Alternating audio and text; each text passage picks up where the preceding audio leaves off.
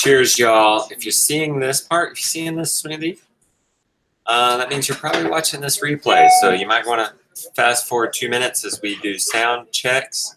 Make sure folks are hearing me, and we'll get into the content. So let me go see if folks are hearing me. And our Island Homesteader says, go for it. Mike's in the house. Missy. Let's see if you guys can hear me. Yay! Ken, you know the drill. I don't even have to ask you anymore, do you? Who we got in the house? Okay, so who's here, and what did you do today? What did you plant today? What did you? Hey, Chelsea, I know you were up something today. You too, Ken. Claire says, good evening to everybody. We got 2 quacks and 5 clucks farm in the house. Good. So Missy cleared a bed for peach plums. Sounds delicious. Watermelon and pumpkins. 2 quacks and Galandria planted corn. Now, you guys keep on keeping on. Mike, what'd you do today? Ken, what'd you do? Chelsea, pipe in here. Let us know what you did. Chelsea, she got chickens last Sunday, and she's in love. Okay, congratulations. Oh, you're working. Okay. Is that how you're so faithful, Ken? This is what you're doing while you're working? While you're on standby? This is great. How awesome. Okay. Somebody picked asparagus, Rebecca, which we need to pick our asparagus. No planting for Mike today. He went to his parents and did a bunch of work on their mower and cooked them dinner. Listen to you good son. Mike Picotti? Good for you. Yeah, Mike Picotti. He's going and ministering to his parents. Oh, that's nice. Mike, we did set your guinea eggs. Mike gave us some fertile guinea eggs. We set them on a Rudy hen last night. 8. It happened to be one of my permaculture chickens, one of the original black oceloters from permaculture chickens. That means we're going to keep her. We're marking our broody hens, and we're not. No, everybody else is going to go. All the old ladies are going to go, and we're going to keep those broodies. So she just saved herself. And Mike, we got what's 8 plus 7? 56. 56. 8 plus 7 is 56, y'all. I think we've been out in the sun too long. I think you should see the sunburn. See my sunburn. You've been out in the sun too long. She's got me this smack there in a second. I can get away with stuff when we're on camera a little bit. You're ready. Yeah. Oh, wow. You behave yourself. I am really red. You see it now in the delay. You're probably going to be mad at me about that later, huh? Since I didn't get you that 10 by 10 shade. Wasn't Ken here when we... Missy has a burn to match. I know. Wasn't Ken here? Yeah, she is It says red. never do math on YouTube. We never did say 8 plus 7. What is that? 15. Okay. So I will say, that is a redneck. I told Jonah. Jonah said, Mom, you have a redneck. I said, well, you know what that means, don't you? He's like, no. I was like, it means you're working hard. Yep. So anyways. you all spoke about what you did. What did we do? I don't know. We planted flowers around the greenhouse. I weeded in the fall garden. I put up I did something else. Electric fence in the pigs to train them. I made 3 meals. We built a compost pile. You did, yes. You made 3 meals. I made a smoothie. This is delicious. What are y'all drinking? That's another question for you. I'm going to try to ask you guys questions tonight. Stay on your toes. I got a couple more questions. But right now, what are you drinking? Come on. We got a strawberry pineapple smoothie. Beat that, guys. Beat that. Okay. Let's get into the show. Is that all Chelsea said? Oh, no. There's more. We got the mower out of the field. This broke down. It breaks down every day. The weeding was like 4 hours long. And then milked 4 gallons a day. That takes, doing the whole milk process is about an hour and a half. I made yogurt. And then edited a video. I don't know how I'm standing here. That weeding. I'm about not standing killed here. me. I'm sitting here. Justin did come out at one Okay. point and said, "Oh, should I get you a 10x10 tent?" Oh, I was like, "That would be great, actually." He's like, "Oh, never mind." and I wanted to just go ask Mr. Googmans, like, gardening, It was shade raining, ideas, so because the Timbuktu is going to be hard for you to move by yourself. we did get rain yesterday afternoon. Justin took me to downtown Asheville for a date, and it was rained out because you can't really walk around downtown Asheville. And then we had it this morning, but we didn't. But then it cleared up We get our morning. questions. So this morning it was pretty rainy, but then about after breakfast the sun came out, and I was happy about that, boy. Okay, so But we did get rain, but it hasn't. But it's cleared up. let's jump into the questions. Are you going to leave us, Rebecca? I am gonna leave at some point. So if You- anybody has any questions, She's about to finish these green beans. We might lose her after that. She's happy I have right to now go 'cause take she's a got her bath. green beans. But folks are I'm gonna- drinking water. Terry's got some water. Water's so popular. We had some bulletproof coffee. Somebody been drinking some bulletproof coffee. Okay, let's jump into the questions, guys. Lots of good questions.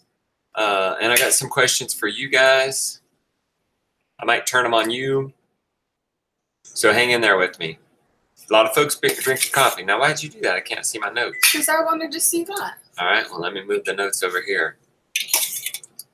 Okay, have you seen, starting off with pigs, all right? Have you seen people use American guinea hog as summer-only feeding pigs? The problem with American guinea hogs for summer-only feeding pigs is that you really got to wait till they're 14 months old to be any kind of size Yeah. to harvest. Ours were probably, 175 pounds at 14 months old, y'all. Mhm. So take off 40% of that. That's what's going to be in your freezer. So what is that? A little over 100 pounds. So if you get you guinea hogs at an older age, then sure. Otherwise, no, you got to wait. That's Yeah. one reason why we want these faster growing hogs is we only going to have to deal with them for really 5 months. Yeah. They're 2 months old when we got them. They're going to be grown out in 7 months. We could harvest them at 6 months. Yeah. I mean, you can get feeder pigs that are So, American guinea hog, I'm but sorry. So they're not gonna be summer only. in the chat, while I'll go on to the next question, how many of y'all have pigs? How many of y'all are pig people? And what if you don't have pigs? Why not? So here we go. When you soak the chicken feed, do you give them any liquid too? The New Country Organics have all this stuff in it, and I'm worried I'm wasting it by draining off all the liquid. So when I feed the soaked feed to the chicks, I strain it. We have these food strainers. We place a strainer over an empty bucket and pour a little bit of. We pour it into that. Some grains fall into the strainer, but the liquids go through. Sure, some debris gets through there. It's really kind of a brown liquid. We generally pour that out in the grass and then feed the chicks that. I think there's some impurities in there because what's happening with the soaking is you're breaking down the anti-nutrients. So there's going to be some impurities in the water. Do you agree with that? Or is that just crazy cuckoo dog? I think so- that's where it goes. I don't Okay, know. so for everybody else, I feed them on Well- the ground, and I just throw bucket and liquid and everything, and the liquid soaks into the earth. Okay, so you have nowhere to grow them, Ken. But what if I told you, I've been to your place. What if I told you if you could get mulch? What if I told you you could grow pigs in Well, he might not be able to. grow them 1,000 because square it's a feet? rental. A couple of pigs. Oh, I'm asking him. Okay. Okay. Somebody wanted to know if I have a system with the kids to track what and when things are done with animals. No, but basically, Justin or I checks their job. Okay. Like So not 100. Like no. we don't have to check their job on getting eggs. No, like we made a big mistake last night because we went on that date. Yeah. Jonah did the chores. Grandma was here babysitting them. This morning, the calves are out of water and out of hay. So they didn't get enough of that last night. Yeah. And the stall was nasty. Yeah, the stall was disgusting, but I don't think that was a yesterday issue. So, and especially Basically, we don't have any charts or anything. We have to just check behind them because really Okay. like you just can't trust a 7, 9, or 11-year-old to do a job of an adult. So I have this sneaky suspicion. That's why I guess asked you about this pig, because I'm working on this permaculture pigs project, our next film course, and I'm telling Rebecca, people don't have room for pigs. That's a lot of their. When I did the survey to the members, that was it. They don't have a lot of room, and we were going to put all these 5 pigs in the forest, but not everybody has the forest like we do. Most of our audience doesn't. So I've always had this thought that you could raise any animal you want. You could have a cow on 1,200 square feet if you're willing to import hay. Give them a hay bale a day. Do wood and chips. You have a wood chip source. Daniel says he's got a wood chip source. We've got a wood chip source. So if you have a wood chip source, but they'll bring it to you. And I guess even if you don't, if you had some sort of carbon source, we're going to see. We're going to maybe take 2 of our pigs and run a deep Ken bedding says system. he's not so sure that Shannon will let him have pigs. The landlord did. Okay. Okay, then do you worm your chickens? If so, what do you use? Yes, occasionally we do worm our chickens. We're not very scientific about it. And when we do worm them, we worm them 3 days before the full moon and 3 days after the full moon. And we use Land of Havilah herbal worm powder. And it's like a couple, like I added up how much the chickens would weigh. And then I'd like double it. So make sure everybody gets some. And that's it. And then we do apple cider vinegar, and they do get some garlic scraps occasionally. So yeah. Yeah. You might be able to do it though, Ken, with 1 truckload. I don't mean to keep on trying to talk you into this, but if you think about a place to raise 1 or 2 pigs for $70, it's really not that terrible of an idea, because it sure beats buying land. Land is a lot more expensive. He says, Adam is here. Crazy run across the farm to get here. All right, I bet, Adam. Okay, I've got another question. You guys got to hang in there, because I'm going to turn the questions to you, and we're going to talk about spring overwhelm. Okay, we're going to have real talk here let's do it in about 10 minutes. All right. So hang in for a special real talk, spring overwhelm. Adam, I don't know why you made me think of that. Probably because you're going through that, because I know you're the real deal, dude. You're growing stuff. Oh, you're getting people some wormer links? All right, well, let me go on to the next question while you get them wormer links. How do I get it to go? All right, next. There we go. Why am I missing the first page? Did it fall? Okay, I linked the wormer in the thing. Comments. I have a 1/4 acre space, and I'm hoping to get 2 feeder pigs on deep heading and 2 Nigerian giraffes on rotation. All right, that'll do it. Now your devil eyes are going to eat you out of the place real quick. I hate to say it, but again, as long as you're willing to import things to them, it could work. Hello, Kent. I saw that you came in. Okay, I think that's everything. All right, does anybody have any more questions for me? Because I'm going to she's go. checking out. You're going to miss these awesome questions that people ask, Rebecca, because they're going to really ask some cool questions here in a second. Okay. Let's skip to this one, because I bet Rebecca won't want to leave. What would you say your biggest accomplishment as homesteaders are? Something that has grown you, have been sustainable with, or you've been diligent following animals, etc. Who asked this question? This is a great question. I hope you guys are here. So who asked, what is our biggest accomplishments? You also asked, what is our biggest trials?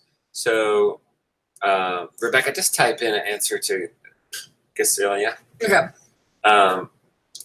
So the biggest accomplishments, I think, are 1, the Animal Garden Miracle, where it's this whole idea of encompasses and includes the mobile chicken coop, the chickshaw. That was pretty good. That wasn't there before, and that solves a huge solution for people wanting to move around chickens, especially if you're wanting to move around chickens to gardens, using pigs and chickens to incorporate in the garden, just to see our soil and what that has done.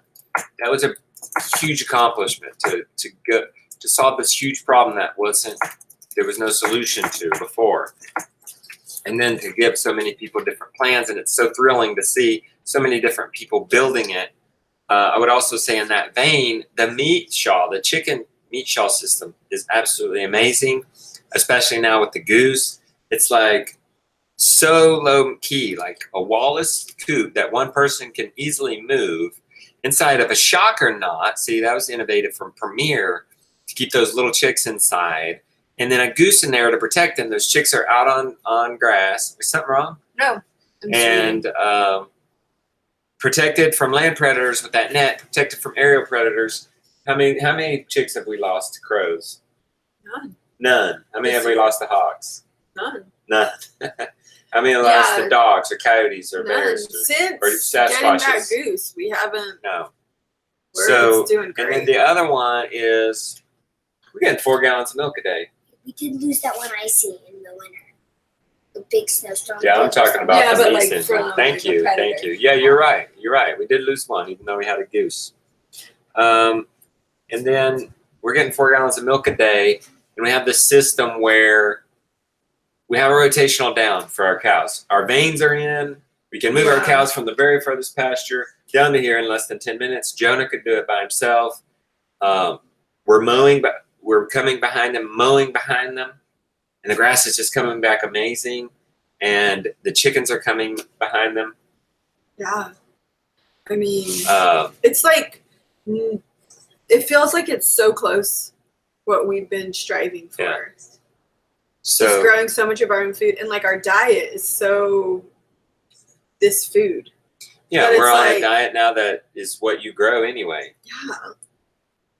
It just feels like so right. I don't know. So in that vein, what's the biggest trial? I'm gonna let you. I already typed it into the notes. By the way, in a minute I'll include the show notes in the bottom here. Keeping stuff alive. I think it's hard when you lose an animal, Yeah. a big animal especially. Yeah. I mean, that Because was it's such like, a huge investment. the and, sheep and the violet last year were a huge trial. and isn't it so much work before they die? Mhm. And then throw it. And then just like the emotional like stress of both of those both of those trials was just like, I mean, it wrecked me. I just remember bawling my eyes out. Adam, if you want to know that, just put cows on it and see if they eat it. Some might eat it and some might. So- They're just like people. As long as you don't force them to eat it, just like chickens. So anyway, who asked these questions? These are great questions. And then and then throw in that we're public about our About our disasters failures. too is awfully hard. It is. It is hard. I think that like, I don't think we would have done anything differently. Yeah. Whether we were YouTubing or not, which that's how I want it to be. I don't want it to ever be like, oh, we're doing YouTube. We can't We don't want show to hide something. it. We don't want to hide it because we got to show the reality. We don't want to romanticize homesteading. Like there's no frolicking around the farm for us. Like there is getting up with the sun and working our tails off all day, 7 days a week. Yeah, but it feels so good.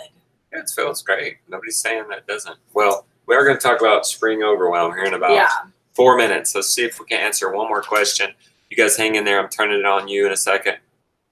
How do you keep down the flies when you feed scraps to the chickens? They don't eat it at all. They don't eat all of it. And the flies, they're getting bad. Well, so you probably have too many scraps for the amount of chickens you have. So You could You feed might it in wanna a ration pan. Well, you could feed it in a pan and then take it away if they don't eat. And that might give you an idea of what they're not eating and maybe what you might cut back. Because you're going to have to cut back, most likely. Or get more chickens. Or cut back on your grain so they'll eat more of those scraps. She would say get more chickens. Because right now I think we have like 300 chickens right now. We have so many And it's not chickens. slowing down.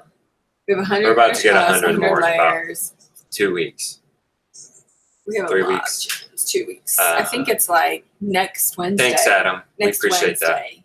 Next Wednesday, we're going to have like 878 chickens. Okay. It's crazy. I like get the more chickens idea. Well, Chelsea, you can live vicariously through us. No, I was saying, Ken, that 100. people don't eat thistle, but that they're like people, that some people like some things and some people don't like other things. Yeah. Okay, flies. Is it a bad idea if my chickens don't really love their... Well, you know what, Rebecca, before we do this, Okay. let's do this farm tour one while you're here, and then you can go take care of Okay. yourself. Where did the idea for the Great American Farm Tour come from? And afterwards, a subscription blog. So that's 2 parts. Do you want to tell? I mean, I have notes for this. You guys can look at it later. So basically, Where'd it come from, Miss the Thang? Great American Farm Tour came from me because I was like, let's go travel. Let's not stay here. And so I said, what would we do if we weren't afraid? And Yep. we would Basically, travel. we wanted Well, to it's like learn from and so- showcase America's greatest farms. We wanted to get the traveling bug out of our system. Yeah. And we wanted to hunt for our homestead. Like, was this? Yeah. And I don't know if you guys are long-term fans. Ken has noticed. I don't know how long you've been watching, Mike, but look what's happened to our farm before the farm tour and then after. And it's not just what we learned on the farm tour, which Yeah. is part of it. And now having those resources, now having black books, you know, now having a pig guy and a cow guy and all this stuff. But I think We have blown this farm up like crazy. well, and me being more involved, of course, like Yeah. when we were here last time, Gideon was a lot smaller. But and then last year I was sick, so me being able to really help on the farm, but like also just being really serious about like my health and the food and having nutrient dense food came from the tour. Like I'm so great. Like at one point I was like really angry about the tour because I was like, it made me sick, but it didn't. It just revealed what was already there. Yeah. And so I'm really thankful because I would have just kept on coasting along at that almost healthy state and I wouldn't have really addressed what was the problem. So Mike, I I do. know you didn't ask that. I do owe you. Okay, so great questions, Chelsea, about the chickens. I think there's another one here from you. Is it a bad idea if my chickens don't really leave their coop, even though they are given the option to? They only come out when they see me coming with the food bucket and they can go right back in. Maybe I should start keeping the food outside the coop. So first of all, if the chickens have the choice, it's not a disaster if they stay in.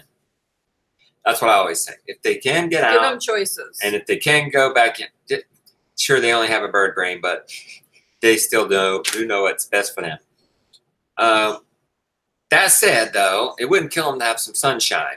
So that's like me with these pigs. I want to get them outside so bad, just so they can get in the sun. Like they don't need to be in that stall all day. That's why we trained them to the electric fence today. Yeah. We're hopefully putting them out tomorrow just to Okay. get some sunshine, just to feed them out there and encourage them to come out. Yeah. And the door will always be open and they can come in or out. So that's a good question.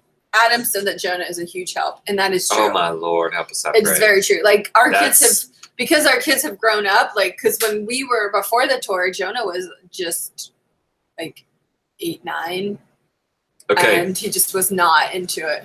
Okay, it's 8:20. Real Yeah. talk with Justin. Are you leaving now? Or you want to stay for real I talk? might stay I even for got real you on the hook here. I want to see what people say. Okay, so I want you guys to answer in the comments. What would be a good question? Let's be real with each other. This is no homestead fantasy land here. Who gets overwhelmed and stressed out springtime? You know, we have this pressure that we're supposed to be all excited and it's planting time and it's green and all this stuff. Who is wondering, am I crazy because I'm actually stressed out? Okay, so let's see some comments on that, okay, while I give my little rant. So I had spoke about that in a vlog, how I get overwhelmed. I'm trying to take these deep breaths, trying to be too blessed to be stressed. And I don't think he would mind me saying this, but Al Alumna texted me and said, I'm glad to see I'm not the only one who gets stressed out in the spring. And I think he can relate because when there's so much going on,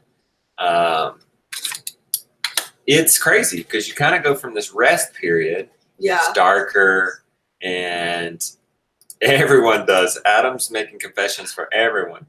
So I get crazy, don't I? I get crazy He stressed does. out, He gets so stressed out. Like he'll be like, I don't know, and I'm like, okay, let's make a plan.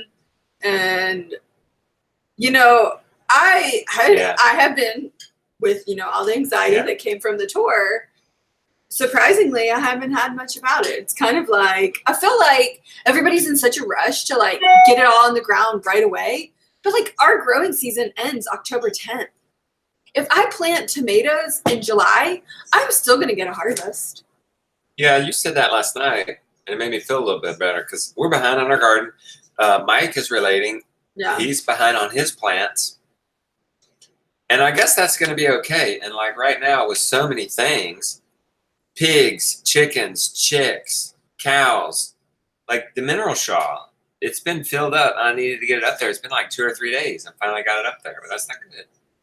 Need to clean out the stalls. It's kind of like we have to go through this mental checklist because all of a sudden we have all these things to do. And I think we're going to have to give ourselves a break. So last night, if this helps you at all, this is related to another question about us and being scheduled, is last night in overwhelm, what always helps me, where's my little blue notebook? There it is. Will you give me that? This is like my secret weapon to my success. It's this little blue notebook. You'll see it on me in the vlog. It's sometimes my notes for the movie, if it's a special movie, and you'll see it in my apron. But it is just chicken scratch, okay? And I get in there and I write everything I need to do. And early on when I started this business, I used to say, what is my goal? Because I always had limited time, right? What is my goal? And then I had all these ideas of how to accomplish that goal. We could do the same thing with homesteading. So our goal is to grow food. Here's all my ideas to do that. And then really take a good look at that and say, well, then which of these are the most important to make that goal happen? So for today, then like last night, I was writing all kinds of crazy stuff. Oh, I know. And we ended up saying, well, we have broody hens. We need to put the guinea eggs under them. Mm-hmm. The pig stall stinks, and somebody's going to get sick if we don't do something about that. So we need to train on the electric fence, right? Yeah. We're behind on weeding. It's like, go ahead. And you can always put these in priority too, because it rained today. So I was already like, okay, we're not going to get to weed. We're not going to, but if we don't get to weed, an animal's not dying. Yeah. Or getting sick. Okay? Yeah, but I think that, well, Adam said that he said, where is it? My project, spend a whole day doing projects and realized none of them were on the list. You did all the projects and none of them were on the list. Well, he did a bunch of projects today, but none of them were okay, on the well, list. Adam, you just got to get an apron and put your little moleskin notebook in there. And I think anybody in there can relate to that too. Even today, I think Rebecca got me on some projects that was not on the list. What?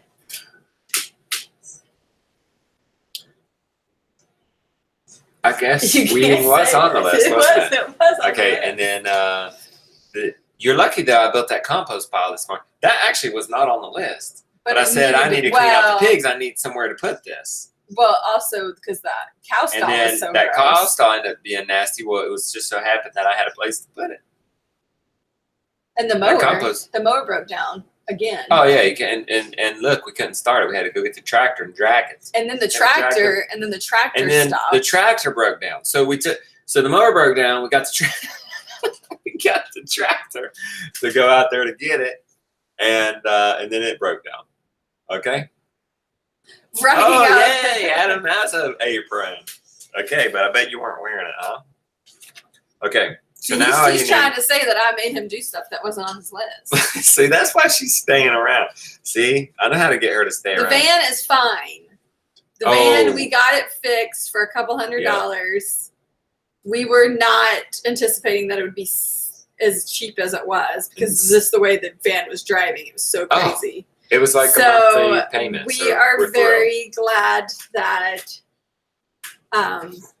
it wasn't that cheap. And we are now going to start looking for another vehicle because that one is just falling apart. Yeah. Let's Left not and wait right. until like the wheels fall off. That's like, because then we're gonna have another problem to complain I about. have no idea what it was. Justin talked to the mechanic and he can't remember. So Guess we do not can. We No. freeze. We grow veggies all winter. We store acorn squash and stuff like that. Stores naturally on the counter. well, yeah. So I'm not a huge fan of canning.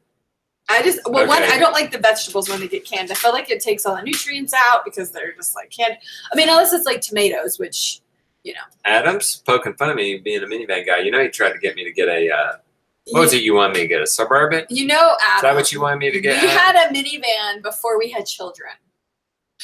That's how hardcore minivan guy. I like. Everybody in our social group made fun of us I did. I didn't care. I could No, care less. because we had a minivan. Because we had a minivan and I could We get could everything haul I anything needed. we wanted there. We could go get 2x4s in the rain. Yeah. Well, we also though were foster parents, and that was one reason we had a minivan was in case we needed it. So. Okay. All right, Now, I'm leaving now. So good night. So I have thought about a Suburban, but okay, Suburban. People you like know, Suburban. hauling But pigs the in a thing- Suburban would not be as entertaining as hauling them in a minivan. But wait a minute. Okay, a Suburban. The thing about a Suburban is it's so big, But we don't go to town much. and Once or they're twice a so week. expensive. Like when Yeah. we get our next car, I don't want it to have Minivans a are a million miles lot on it. cheaper. I want it to have very little miles on it, and not very little, like 50,000. I'm Just not. get rid of the new car smell. Yeah, I don't like the new car smell either, so we're not buying a new car. But I looked at a Suburban with the same amount of miles, and it didn't even have like crazy amount of features, and it was like $40,000, and I was like, and if you get one that's cheaper, then they have like 75,000 miles on it. So I don't know. 2 quacks and 5 clucks says a raised bed on top of the minivan. That's about as good of an idea as Cliff saying that minivan could be our mobile pig shelter.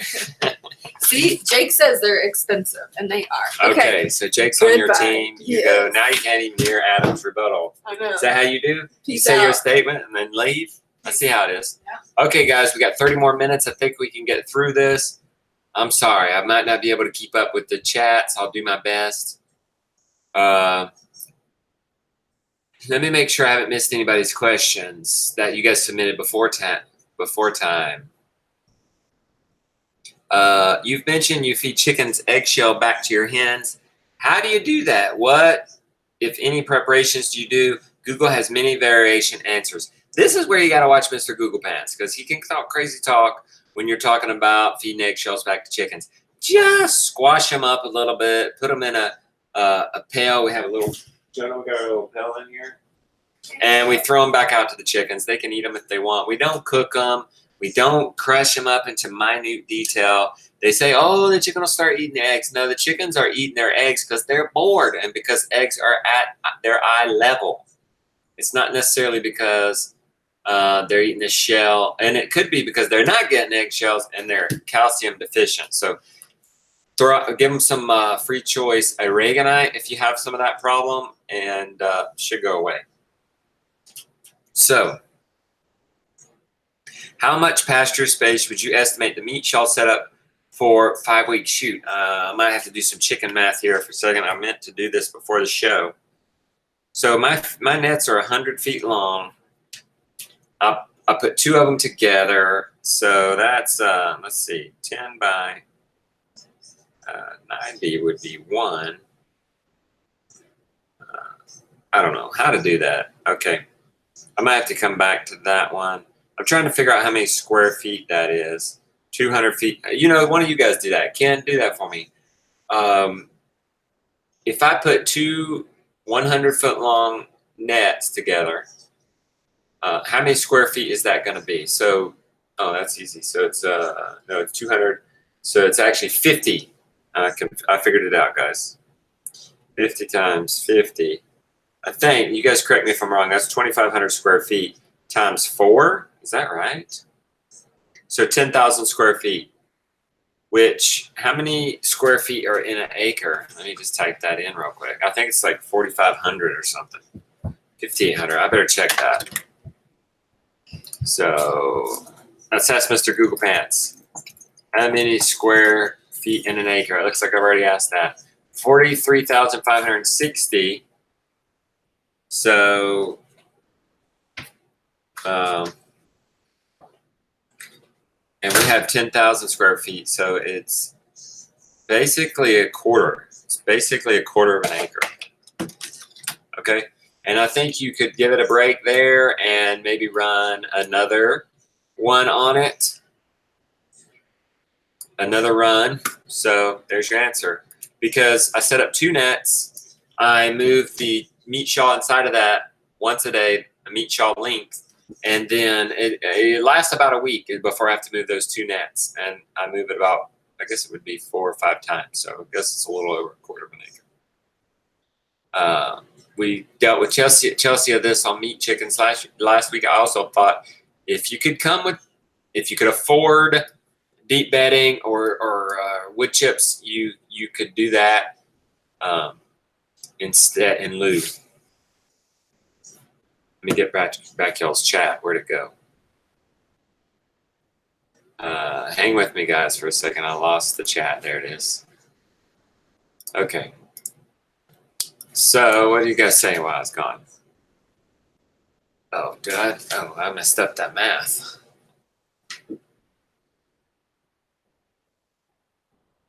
$50 by 50. 50 by 50. I might have messed up that math big time. No, it's 2,500. 2,500 square feet. Okay. 50 times 50 is, I just did it again, it's 2,500, which makes sense to me going out there and looking at it. It's definitely not just 250 square feet. Okay. Well, that's okay. If you got a mineral feeder and you're giving them aragonite, don't worry about it then. They don't need it. So here we go. Oh, why do I keep looking at this? I don't even have the first page. Okay. Do you make any changes to the meat shawl for more chicks or the goose? Did you make any changes in the meat shawl for more chick? No. I learned last year that I thought 75 chicks didn't really max it out. So I have an 8 by 8. And because this meat shawl system, they don't have to be under that shelter all day. It's plenty of room for them to sleep at night because to get shade during the day. Because they roam in the morning and the evenings when it's cool, I feel like they don't need that much shelter, just enough to get them out of the sun. And I felt like I could squeeze in 25 more than I did last time. Part-time Burmese in the house. Welcome. Glad you could make it, Cindy. We're talking all kinds of fun stuff tonight. The goose was a big change this year. We had a trained guard goose, Donald, that we could put in there when they transferred. And guys, I'm telling you, not one crow incident, not one hawk incident. You guys remember last year with the scarecrow incidents is we had to do scarecrows last year, and scarecrows only worked for so long. Fortunately, they worked long enough last year until the birds were big enough, or really until the crows discovered the grain. Once the crows discover the grain, they're more interested in eating grain than they are chickens. So, so what else we got here? Our cow is having very loose cow pies. We did just switch her from a heavy alfalfa diet to pasture and some hay. Do you think that could cause change in her poop? Is that you, Adam, asking that? So yeah, absolutely, especially spring. It can be real diarrhea-ish as they begin to get this new grass. I am not concerned about that at all. As long as she's still eating, as long as you still see her left side, just in front of her hip, still full, and you don't see a big triangle there, I think you're good. Just recently when Phyllis got mastitis, I noticed she was sluggish in her eating. She was sunken in on her side. And I picked up on her mastitis even before we knew she had mastitis because I was noticing she wasn't eating as much because I'm checking my cows every day. And just the slightest change, I can pick up on it. And yeah, that's you, Adam. So yeah, don't worry about it, buddy. Sounds like they're doing good. As long as you think she's still eating and acting much the same, it's fine. Do you, okay.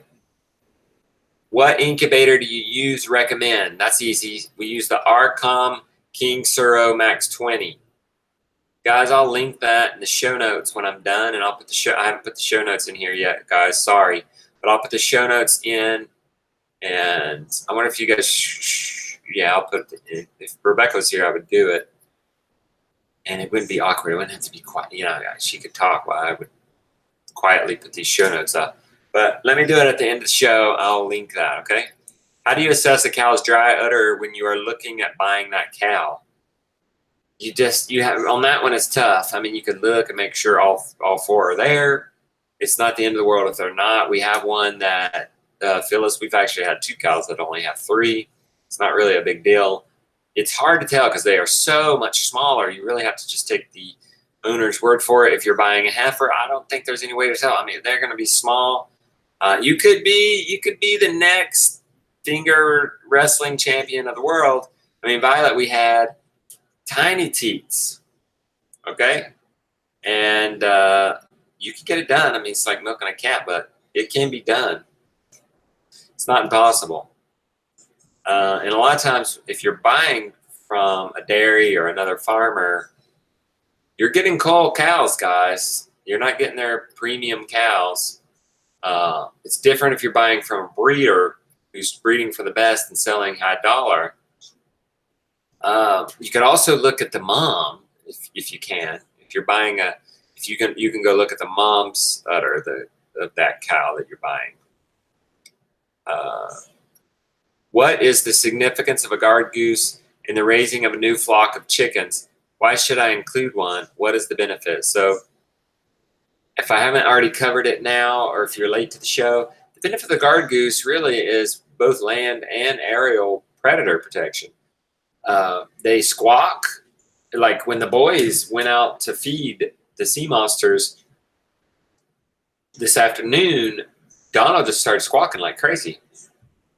And did Donald go after and attack them? No, but I think he was squawking more at Laurel. But if Laurel jumped in there, would he actually attack Laurel? No, actually he wouldn't.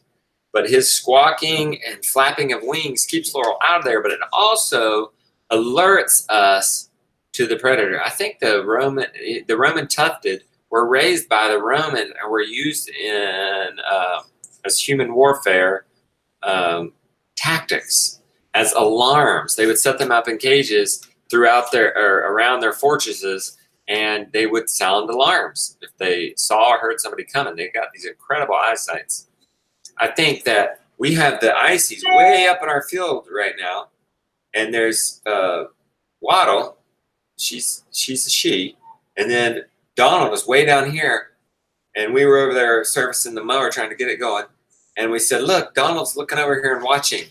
He's got a little girlfriend now in Waddle, and buddy, if she's inside, it doesn't matter if it's all the way across the farm, he's watching her. How'd I get on that? Oh, the good eyesight of the goose. So Cindy, you can pipe in on that too. Oh, they hiss. You already said that. They do hiss like a snake. Okay, so yeah. And the cool thing about the guard goose, you don't have to provide them water. They can eat a lot of grass for their food. They can, if they don't have grass, they can eat your chick's feed. It's a no-brainer. Except a couple of you guys are having problems with guard goose. I've gotten 2 texts this last week of guard geese, and maybe Cindy has some insight on this. Because she's the only one I know in this chat right now that has guard geese and has had them for a while. But they're turning on your chickens, and I'm sorry to hear that. And I don't really have a solution except, do you have just one with the flock? Do you let the birds out in the morning right away? I don't have another solution. And I'm unless Cindy has one, I'm thinking, it's like roosters. Every once in a while, you get one that's mean, and it's not going to work out. Yes. Who got in here? Oh, look. Royal got in here. Royal the cat got in. All right, thank you for getting her out. How? How'd he get in? I don't know. Okay. This time of the year, pullets are often special. sell at a local outlet like Rural King, would you recommend getting pullets instead of chicks if you were just starting first time with chickens? Also, how many is too many if they are at a very good price? I do think that raising pullets is easier than raising chicks, because with chicks, you gotta deal with the brooder situation. But if you get pullets, you just get to go straight to the coop. So in fact, when we came home from the Great American Farm Tour, what we did? We bought some old ladies. They weren't even pullets. We were just happy to get some gardeners, you know. And Chelsea, I got some pullets. I definitely recommend that. Some things to think about, though, if you're getting it from Rural King or Tractor Supply or any place like that. If you have no problem with it, that's fine. But those chicks have been vaccinated. So, and if you want to be a vaccine-free farm, sometimes those vaccinated chickens can, what you call shed, and infect or affect some of the non-vaccinated chickens. So you could be, I don't know, people might have some different ideas about that, but you could be getting in, like, we had made a mistake. Well, I don't know. Yeah, we made a mistake. We didn't read fine print, or we didn't read the other page of the website on our original order for chicks. And it just wasn't real clear. And then we got the email that our chicks were going to be delivered, our layer chicks, and it said they had been vaccinated. We're like, oh my word, can't take these.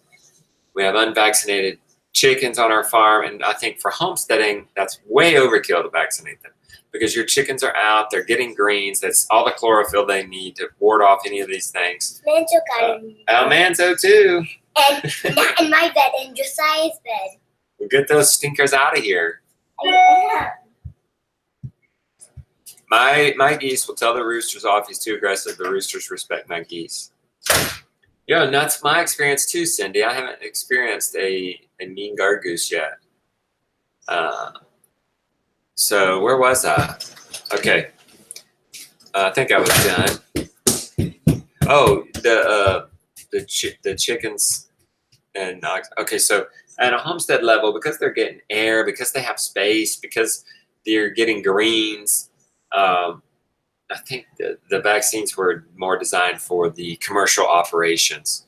So just thinking about that going into the, and I have no judgment if you do it, it's still much better than the alternative of you buying eggs in the grocery store. It's still, those chickens from what you would have, your alternative in the grocery store would have been a much worse situation. So I think just plant, just get you some pullets and go for it. Worry about these nitty gritties like I am 12 years after you've been doing it. This time, okay, our cows birthed a bull calf. In a year, could we breed him back to his mom, or should we castrate him now, then butcher when ready?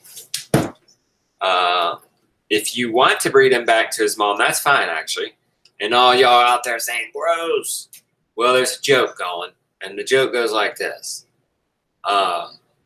With cows, it's called line breeding. It's a thing, line breeding, when it works. It's called inbreeding when it doesn't. Now, the chances of it working are great, especially in that situation. With chickens, for example, the only dangerous one is straight up brother and straight up sister, like same exact mom and dad. Both the hen and the rooster, if they both have the exact same mom and dad, not just half, which is it's not a very likely situation. With cows, like I said, line breeding when it works, we would do it ourselves. We would have no problem with that. If you want to castrate him, that's up to you. If the reason you might castrate is if you don't want him to breed her. If you want him to be calmer. So that's going to be up to you. Hey guys, we're getting 20 chickens, 2 years old, at the end of the month. Congratulations. Our friend has them now, feeds each a quarter pound of feed per day per chicken. That's 5 pounds a day. Does that sound right? Yeah, that's fine, actually. Generally, actually, it's a third pound a day. But if they're managing on a quarter of a pound, I think that's great. We do a quarter of a pound, but that's because we've soaked it. How are they getting in, honey? I think the fire opens up window. Oh, okay. Well, you go shut. The cats keep getting in. Okay. Recently, we added a couple more ducks to our flock of runners. About a month after, we started to find a soft egg once in a while, and now our eggs have gotten smaller to the size of a chicken egg. What could cause this? Do I need to up their feed? They could get layer feed with oyster shells on top twice a day. Just plus, they have a large grassy area to roam in free range. So, Cindy, you might want to pipe in on this one. I think you have ducks.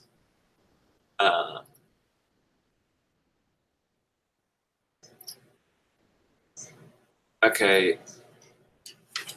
So, Cindy is piping in on the breeding thing, so you guys can check that out if you want. Also, Cindy, if you have a word on this duck thing. So sometimes I know a chicken, I don't know too much about ducks, so that's why I don't remember, Cindy, if you had ducks, but chickens sometimes will lay a soft egg. It doesn't have a shell, and it's not really a problem, and it doesn't really happen that much. I guess it would become a problem if it kept on happening. I would probably then put in a calcium supplement, and for the ducks, I don't know if it's a lack of feed. Yeah, you don't have ducks. Cindy doesn't have ducks, so I wish we could help you a little bit more here. Let me read it again. I don't know. Sounds like you kind of have just a fluctuation going on. You do give oyster shell. I wonder if that's mixed in. You might want to give oyster shell separate so that it's free choice. Yeah, it looks like maybe you are doing it on top. So I don't know if it could be that they're getting too much of that, but you definitely give that to them free choice. Meaning, give them the oyster shells in a separate feeder, and they can get as little of it or as much of it they want, and see what happens there. Also, you might, this may sound backwards, but you might limit. I don't know how to limit a duck feed though. So maybe ask Mr. Google Pants how much feed ducks need. But for chickens, I know if they eat too much, it actually can affect their egg production. And maybe this is causing some of the deal. I don't know. Have you always stuck to a time schedule? And if not, how did you start and stick to it? I have the hardest time working away from an unfinished project. So this is a good question. And sort of, yes, I've always been pretty organized with my time schedule. And one thing that helps me, Megan, I don't do it every night, but my day today, a great day for me, always begins the night before. I'm not a morning person, so I gave up and finally was satisfied with, I'm not getting up in 10 minutes earlier to do any planning or to do anything. I'm going to get up the last minute I have to. That's 6 o'clock. I ain't going to wake up at 5:50 and do this journal, even though all these people say to. So you know what I'm going to do it? Because I'm more of a night person. I do it the night before at about 9:30ish before I go to bed at 10. Okay? Write down everything you think you got to do, and then look and then think about your goals for the day. It could be for the food growing. It could be for business. It could be for your work. It could be for whatever, for your kids. Think about. So on a piece of paper, write down. I used to do this early on in business. I used to write my goal. And then down below that goal, I'd write all my ideas or things I think I have to do that day. And for the farm, that could be, your goal could be, I want to grow half of my own food, right? And you have all these ideas for how that's going to happen. You could also write down your restrictions, like you only have this much money or you only have this much time. If you're a 9-to-5er, you probably only got maybe an hour on a weekday and maybe 4 or 5 hours on one of the weekends, on Saturday or Sunday. And so maybe you've got 10 hours. Well, relax. You can grow 75% of your own food in just 100 days, working 10 hours a week. That's what we did in 2016. And guys, we started at day 1 of the 100 days of growing food. Not like it is now where we've been started a long time ago. And we're just documenting it every day. So this is a good question. So write down your goals. You can think about your restrictions. Write down like for me, we have so many chores, and I gotta be in by a certain time if I'm gonna get the vlog done. So that means doing chores in the morning, and then I have to milk at 9. So usually, generally, hopefully, I'm done by 8, maybe a little earlier. Bonus. I have an hour. I only have an hour there, guys. So if what I need to do is set up Mom's cucumber trellis, like this morning, set up Mom's cucumber trellis, set up a trainer fence, the pigs, move the chickens. I prioritize that.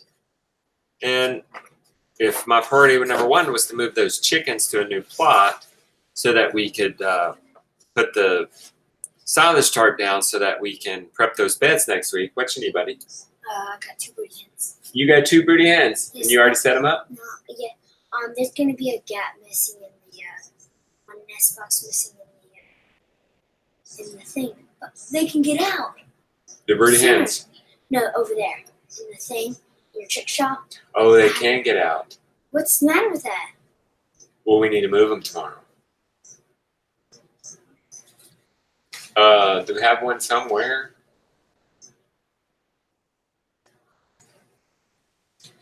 Could you get it out of the chicken tractor? Or are we using both? Using both. Oh, the broody hen isn't using it. My broody Okay. hen, she doesn't use it. She doesn't use it then. No. Use that one. And if she has to get on the ground, she'll just Okay. get on the ground. We're looking for nesting boxes for these broody hens. So you have the guinea eggs. Put them under your 2 other broodies you have.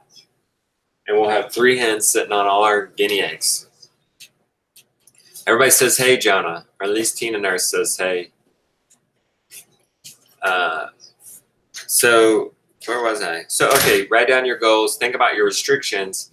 Like if you only have an hour. Like this morning, Jonah accidentally he went out and let all the chickens. I failed to tell him not to. So that was my priority number 1. He let them out. I said, well, okay, I'm going to have to do it tomorrow. And I just kept on going down the list, and I had a priority. I knew what was next? I knew I needed to do something about this manure situation in the pig stall. And so I built a compost pile, and then I got to Mom's cucumber trellis. I did not train them. I did not set up the trainer fence. And I didn't really finish Mom's cucumber trellis. So, so what did I?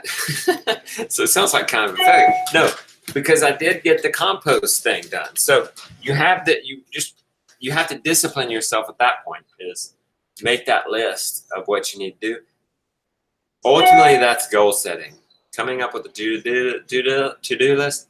That's a small form of goal setting. It's not overwhelming. You're just talking about tomorrow. And then I realized tonight's list is going to be easy because I didn't finish what I started today. So tomorrow's, this is the vlog for tomorrow, really, that I'm going to shoot. Well, listen, because during that hour project time, we're moving the chickens if they don't somehow get out. And you'll hear me say in the vlog sometimes, oh, if we get done with this, we'll get to do this, but we got till 9. After that, we'll put the pigs out. We'll put the pigs out outside. And one way I prioritize things on the farm is I think about how many animals. Like there are 5 pigs in the stall, but there are 40 chickens out in the crop garden. So who should I give priority to? Yeah. Like when the sea monsters were in, and then we have 100 chicks in the stall downstairs. So who should get priority? There are 100 lives affected. They're going to have to get the priority. So for them, we make sure the light gets turned on in that stall as soon as possible. That's the first thing we do. Turn on the light for the 100 chicks. Check, just check, make sure they've got food and water. All right. And Cindy says she wished she had an extra day in a week. And wouldn't that make us Superman and woman if we could get that? All right. So here we go. That was a good question, guys. Lovely questions tonight.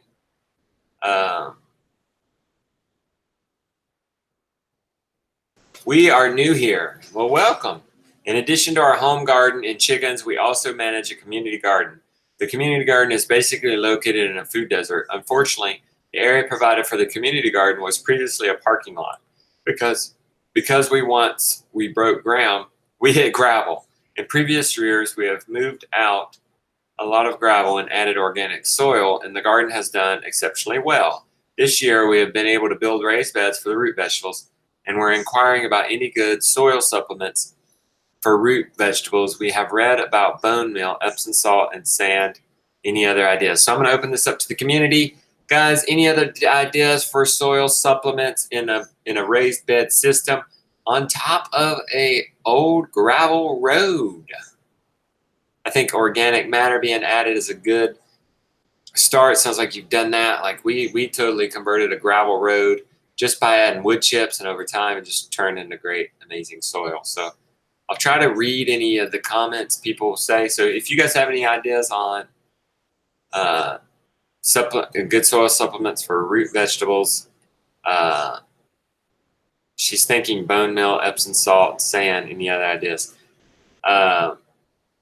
Okay, Chelsea says, I know you don't want to over fertilize with root crops or they will put too much energy into the plant and less into the tubers. Adam Link had a good idea with his compost tea. And Chelsea, that's a good idea. And then good compost, Ken says. And Ken would have something to say about that because Ken is in that situation. He doesn't have soil to plant into, so he has to make up his own soil. And he says good compost with a parentheses.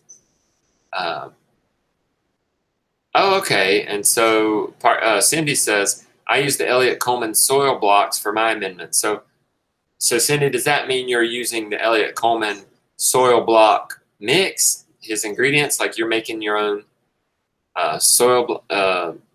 You're basically making your own soil. And then part-time Permies also says compost, leaf, or whatever you have. So yeah, she's talking about put down compost and organic matter just to build up the soil in general. We're almost done with this, guys, and it is 9 o'clock, so we'll wrap it up. I have one more question here, I think, but I'll go back through and make sure I answered them all. Has anyone ever made dog treats with chicken feet after processing? How do you do it? And is it safe to feed our dogs? So yes, and I would get a food grinder like that food grinder we got when Cindy was here for Mike for making hamburger and then sausage. So you get you a nice food grinder that could handle bones and run those feet through that. And anything else you don't want from that head, you could debone your chicken in processing. Going to go crazy, put that in there. You know, we had thought about, and I guess we might still, because we have that food grinder, is actually growing some of these chickens for cat and dog food. And we would run it through the grinder, and it would size and be efficient in the freezer and sizing. How'd they do? Good. So you put the broody chickens in your brooder box? Stuff. And they didn't jump up? No. It's stuffed because there's 3 chickens in there? Yeah, the 3 nest box. And they're all getting along?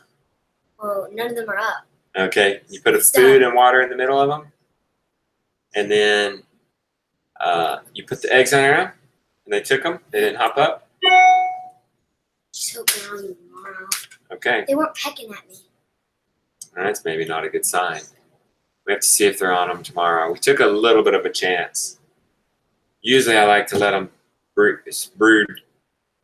move them, let them sit another night before we put eggs under them because we don't want the eggs to get going. But we had to take a chance. We got to get it going.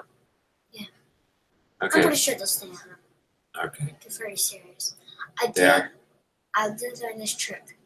If you want to try to see if a hen is broody, get it out, set it down, and if it hops up, it's not broody. Okay. I did that. Yeah.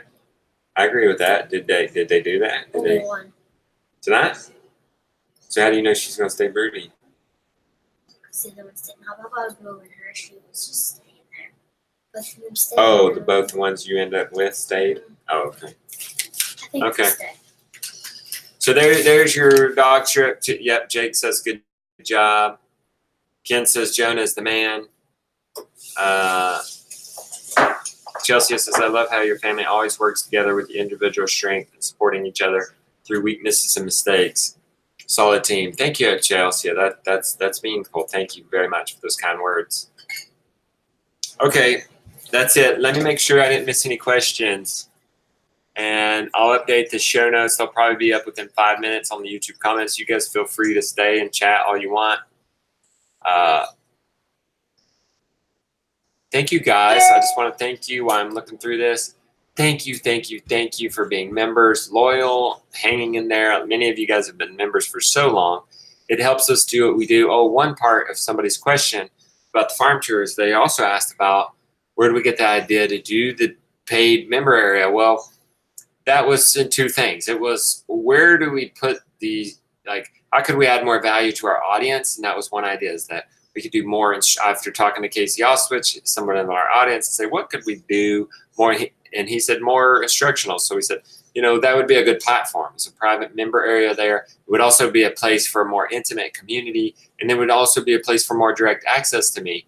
But it was also a place for us to diversify our income. Other than YouTube, other than a third-party platform that could make any kind of crazy decision at any point. Like at one point, YouTube demonetized our butchering videos. That means we couldn't make any ad money from those butchering videos, and that means it wasn't a big deal for us at the time. But if that would have happened early on in our YouTube career, that would have been a really big deal, because that was like some of our first viral videos, so first significant paydays. So that was tricky. So being able to diversify was also a good thing. So providing value to the community and then diversifying our business, it was just a win-win. And so it was obvious to us. So hopefully I helped you in some way answering that question. So it was just about diversity. Just like how our farm is diverse with the animals, something might not be doing good, but something else is doing great. So if YouTube is slower one month, the member area is picking up, or vice versa. Yes? How long do guinea eggs go? You know what? He's asking how long does it take to hatch guinea eggs. Mike, you probably know that answer. Let me see if I can find it faster with Mr. Google Pants. See if he's going to beat me. Mike, you and I are in a race. How long does it take to hatch guinea eggs? I'm going to say 28 days, but let's make sure. I know chickens are 21 days. 28 days for guinea eggs. Oh, man. Okay, 28 days. Did Mike beat me to it? No, but Mike's probably helping cooking a meal for his parents right now. He's that kind of guy. He's so nice. Okay. All right. So you are welcome, Adam. Glad to help you, buddy. I love helping people like you and others in this area because you guys are actually doing it. I've found that the folks that put some skin in the game, that don't just consume the free content on YouTube, when you actually invest the 20, 22, whatever you're paying on the monthly member, whatever level you're at, it's you're actually more likely to do something. And many of you guys are. I mean, you just spent an hour talking with us when you could have been doing something, watching the Game of Thrones reruns or something. You're here, you're getting serious about growing food, and you're actually making a big difference, and you're actually 10x in your investment, because you're taking what you've learned and you're doing it. And that takes you. It's, I can teach and inspire all day long, but it actually comes down to you.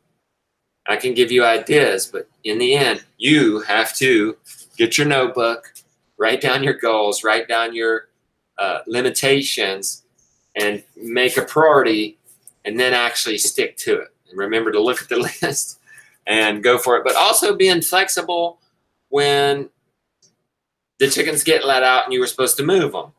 So taking a deep breath, put the hand on the heart, take the deep breath, take 3 deep breaths. That's a trick, man. That's a trick. Those feelings and emotions you feel, they're your own. They're yours. You own them. And a lot of times you can turn those negative feelings around if you can actually remember to stop. Just take 3 deep breaths. It's amazing what that can do for you. Saying out loud, too blessed to be stressed, saying out loud, every day in every way I'm getting better. Every day saying I'm going to make 1% change and mend a little fence, pick up after yourself a little bit better. Maybe it's just maybe it's just buy a notebook that day. Maybe you don't even do it, but you buy a notebook and a nice pen. You got to get you a nice pen. I like these Pilot G2 1.0. I love this pen. I get grumpy if I get irritable. Justin comes out if I run out of these pens or have to use something else. This is my happy place. This pen and these Moleskine notebooks. And then it's enjoyable to actually make the list. I love to see this thing wearing down because it just means I've been doing it, right? I've been making things happen. So you guys go and do the same. 1% change every day. Take those deep breaths. Keep on just planting, guys. I love you. Appreciate you guys deeply. Thank you very much. I am going to call it a day. We will see you in tomorrow's vlog. Don't forget to check the show notes. I'll put them up in about 5 minutes.